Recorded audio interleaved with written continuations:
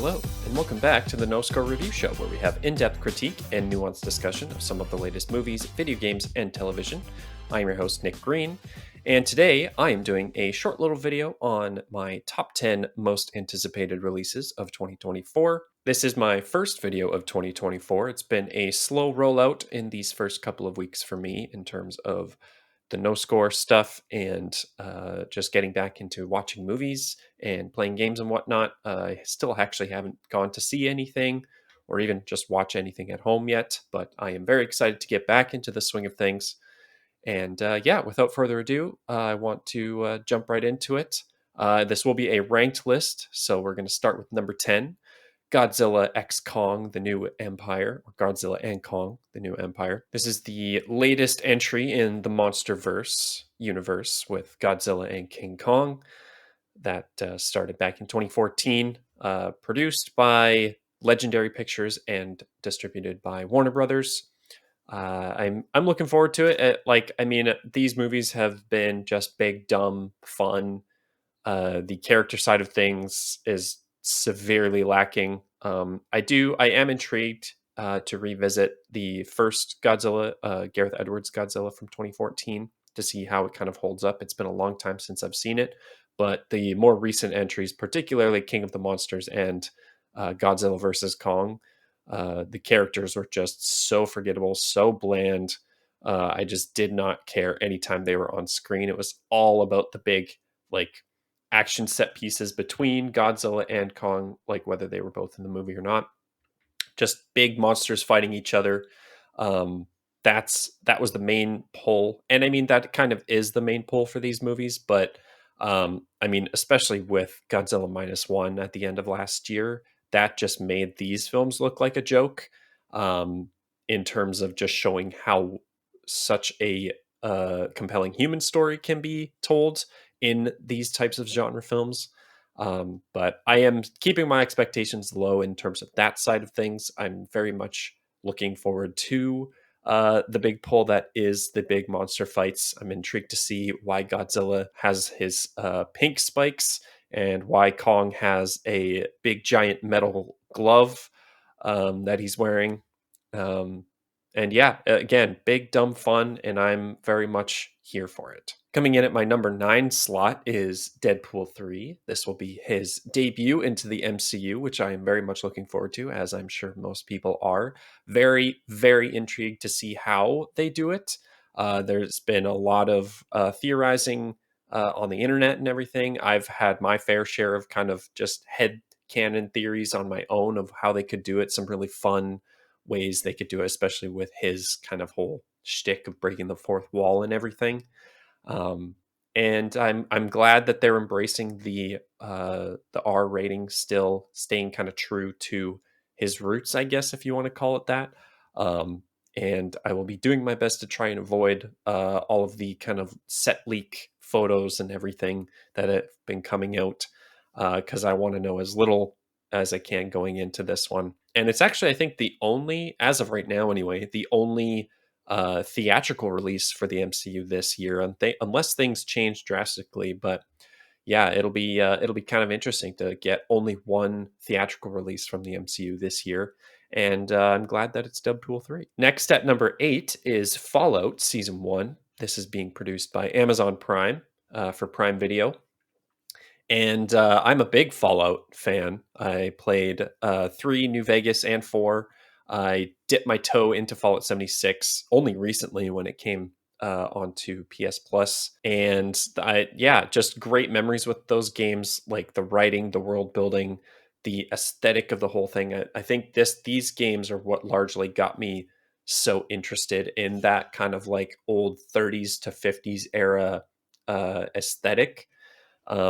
And they just do it so well. And I was actually a little hesitant, especially as most people are, as most video game fans are, with these video game adaptations. We've definitely had some stronger knockouts in recent years, but I was still very cautious because we still haven't quite shaken completely free of that video game curse. There are still a couple stinkers from recent years, but I was actually quite surprised by the trailer. I think tonally they nailed it on the head. It was very much more a teaser trailer It doesn't really reveal much in terms of like who the characters are and what the story is, but like as long as they are able to nail the same tone that they did in the teaser trailer, and because like really all you need to do is nail that tone, nail that aesthetic, have a great like production design behind the show, which it looks amazing as well.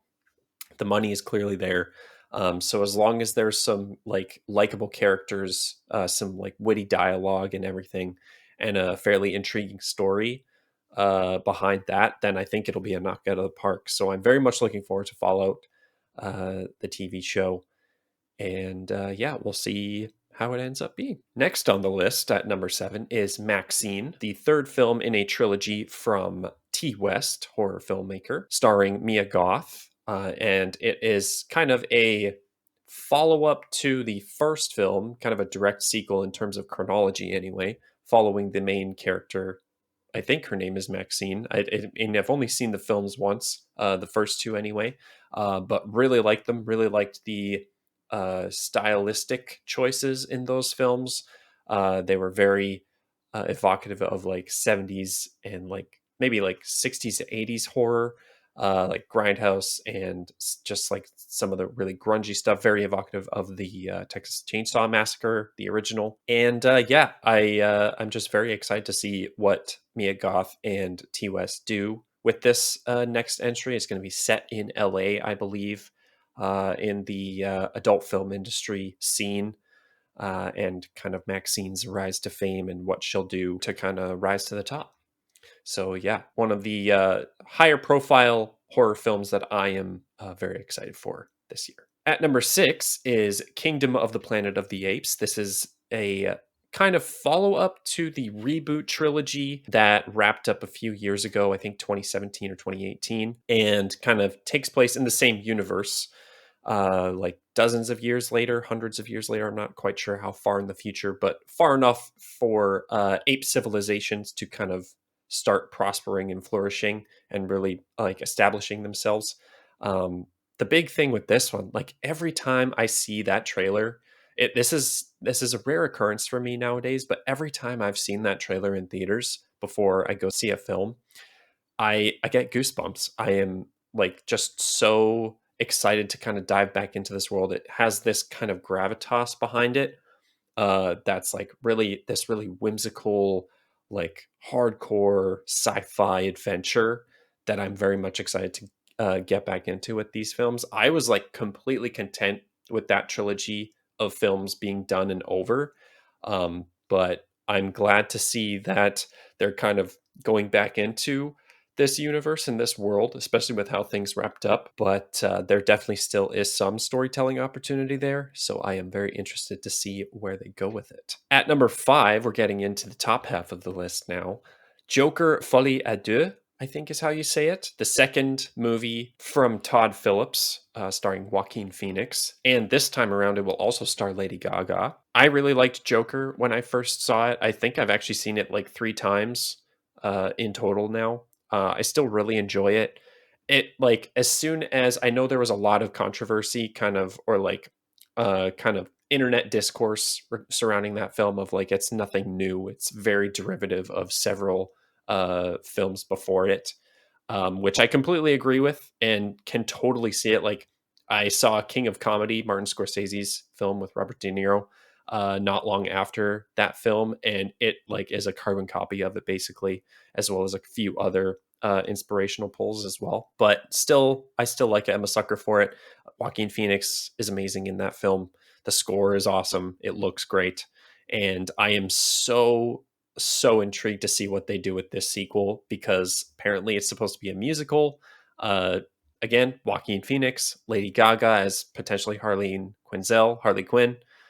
It's just such a big question mark on my anticipation list that I am very excited to dive back in with those characters. Number 4 on the list is Alien Romulus, which is being directed by Fede Alvarez. This is a new feature film in the Alien franchise. And if you don't know who Fede Alvarez is, he directed the 2013 reboot of Evil Dead. I recently saw that for the first time before Evil Dead Rise came out last year and thoroughly enjoyed it. It was super gnarly, super gory, great horror. I am very intrigued to see what he does in the Alien universe. Supposedly, it's supposed to be set between the first and the second Alien movies. I don't know much else beyond what the story is, but I do know Kaylee Spaney is supposed to be the lead, I think. She played the role of Priscilla Presley near the end of last year in Sofia Coppola's titular Priscilla. So I'm very intrigued. I loved her in that movie, so I'm intrigued to see her again, see more of her work. So yeah, and I'm a big Alien fan. I love the first two Alien films. I have a guilty pleasure love for Alien Covenant. It's more as a sci-fi film than an actual Alien film, but I'm excited to get more Alien on the big screen, and very excited to see what Fede does with the face huggers and the xenomorphs. Number three on my list is the spot for the one and only video game on my list. I only had one TV show as well. This is predominantly movies on the list, but the video game spot goes to Replaced, which comes from developer Sad Cat Studios and published by CoatSync. This is a 2.5D sci-fi retrofuturistic action platformer. It's got some heavy cyberpunk inspiration. It's about an artificial intelligence trapped in a human body against its own will. It's combining cinematic platforming, pixel art, and free flow action combat set in an alternative 1980s. And this game, as soon as teaser trailers started coming out for it, it skyrocketed to the top of my anticipated list. And it's been delayed several times since its announcement. Unfortunately, the developers, Sad Cat Studios, they are in or around Ukraine. So as soon as all of the stuff with Ukraine and Russia kicked off, that put a dent in their development schedule, which totally understandable. There is absolutely no ill will towards the amount of delays this game has had. I am still just as excited for it as I was when it was first announced. And I am patiently waiting for this game to finally release. It may end up in 2025, but that's okay with me. I just can't wait to have it. And hopefully it does come out in 2024. So yeah, that's my most anticipated video game of the year for sure. In the number two spot, this one kind of has a big asterisk next to it because I don't think the release date has actually been confirmed yet, but I think it did have a locked-in release date around the time its predecessor came out. Number two, it belongs to Spider-Man Beyond the Spider-Verse, the third film in the Sony animated trilogy that has been coming out as of late following Miles Morales. And yeah, this one had a more specific release date around the time Across the Spider-Verse came out, but I think they pushed it. They kind of just broadened the release date, I believe, to a 2024 release. So it'll be interesting to see if it does end up coming out this year. But as of right now, it's on the 2024 release calendar, so it is going to take my number two spot. I mean, if you've been around this channel at all, you know my love for Spider-Man by now, and you know my love for these two movies. I reviewed both movies last year. And I just absolutely adore them. And the cliffhanger Across the Spider-Verse leaves you on is just insane. I was so just flabbergasted. My jaw dropped. I was like, my heart leapt into my throat, and I couldn't wait. I couldn't wait another year, let alone however long it takes for this third and final film to come out. But regardless, I am very excited for Beyond the Spider-Verse, and I cannot wait when it comes out. Before we get to the number one spot, I did want to just shout out some honorable mentions. Three particular releases that are coming out this year that were part of the Writers Guild and Actors Guild strikes and their delays: Dune Part 2, Challengers, and The Bike Riders. Those three films were a few of many releases that got pushed into this year that were supposed to come out last year. I was very excited for their release last year, and just kind of as an honorable mention, I'm still very excited to see them this year. And then one other release that's supposed to come out this year. This one has kind of crept up into my top 10 anticipated releases, but Longlegs. Now, this is a horror film being produced by Neon, who has a great reputation for indie films and I believe indie horror as well. But it is coming from director Oz Perkins, who directed projects such as The Black Coat's Daughter, Gretel and Hansel, and I Am the Pretty Thing That Lives in This House. The very first of which I absolutely adored when I first saw it. Gretel and Hansel, I wasn't as hot about. It was kind of a meh film for me. Pretty Thing That Lives in the House, I also really enjoyed. That one's probably the middle of the road for me, but Blackcoat's Daughter was phenomenal. And even though I was a little less enthused on the other two, I still think what he does as a filmmaker is very intriguing, and I'm very, very interested to see what this film has in store. The first two teasers that have come out for this film are just spine tingling and like make your skin crawl. It's a horror film, like I said, about a FBI agent who is assigned to an unsolved serial killer case. It stars Nicolas Cage as well. I also recently learned about. So there's just a lot of parts in motion here that are making this to shape up to be a potential like fantastic release for the year. And I cannot wait to learn more about it. And I just can't wait to see it in general. I don't even really need to know anymore. I'm happy to have it on my plate now. So yeah, Long Legs is another honorable mention. And finally, at the number one spot, and I can't believe, like, if the release date is true on this one, the Christmas Day release, then I'm going to have to wait an entire year basically for Nosferatu, Robert Eggers' next film. I am a huge Robert Eggers fan. I have jumped on the bandwagon of being a diehard fan of his. I love all three of his films that have come out so far: The Witch, The Lighthouse, and The Northman. There's like really nothing bad I could say about any of them, really. I think The Northman maybe is the weakest of the bunch, but that one also is so different from his first two films. It's definitely like the biggest scope he's ever worked with, biggest budget and everything. Um, so I still really like it considering. But I'm glad to see he's going back to his true roots, and I'm super intrigued to see him tackle this like classic character of Nosferatu. I haven't seen the original film. It's still on my watch list, but I mean, when you hear that Robert Eggers is doing a Nosferatu film, I mean, I would only assume that you're on board as much as I am. And especially when the cast is as good and as stacked as this one is. Let me just read a few names: Bill Skarsgård, Willem Dafoe, Lily Rose Depp, Nicholas Holt, Aaron Taylor Johnson. Like, I mean, it doesn't get much better than this.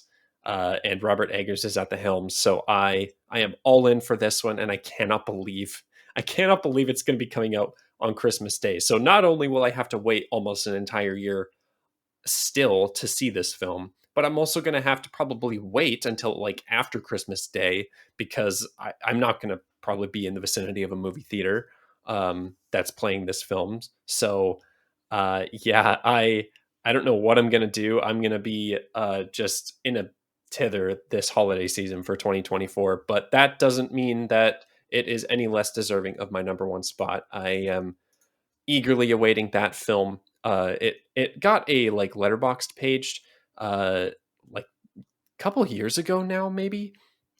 And as soon as I saw it on Robert Eggers's schedule or like planned projects page, then I was on board immediately. There wasn't even any information when it first got added, and I was like, there, day one, I will see it for sure. So, yeah, Nosferatu is for sure my most anticipated film of the year.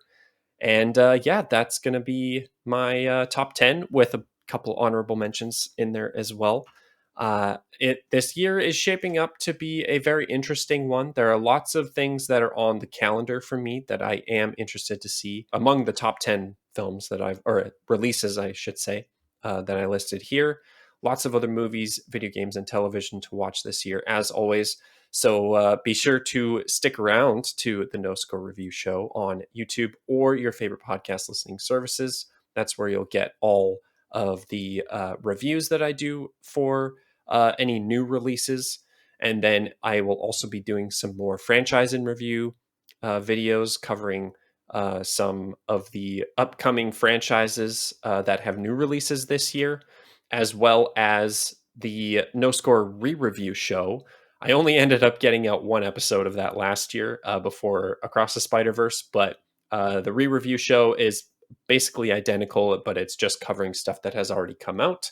So there might be a couple prequels or sequels or reboots or whatever that have a pre-existing entry in their kind of franchise or what have you.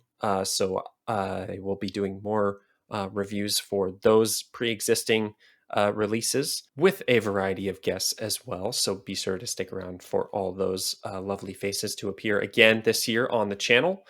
I am very much looking forward to this year, and I hope you are too. Please let me know what your most anticipated releases are. You can do a top 10, you could do a top 5, you could just tell me what the number one pick is for you. I'm very intrigued to see what everyone's excitement is this year regarding movies, video games, and television.